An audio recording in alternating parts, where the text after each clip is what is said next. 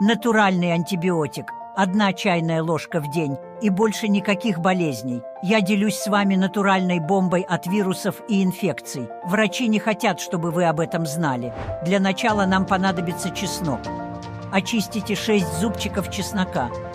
Чеснок содержит аллицин, который поможет в борьбе с бактериями, вирусами и грибками. Выдавите чеснок в посуду. Возьмите 1 лимон и очистите его от кожуры. Благодаря богатому содержанию витамина С, антиоксидантным и антимикробным свойствам, лимон укрепит иммунитет и поможет бороться с вирусами и инфекциями. Нарежьте лимон на мелкие кусочки и добавьте в посуду. Возьмите 150 грамм имбиря, поверхностно очистите его и натрите на терке. Имбирь известен своими антимикробным и иммуноукрепляющими свойствами. Высыпьте натертый имбирь в посуду. Возьмите еще 1 лимон и выдавите из него сок. Добавьте сок в посуду. Хорошо перемешайте смесь и пересыпьте в полулитровую банку.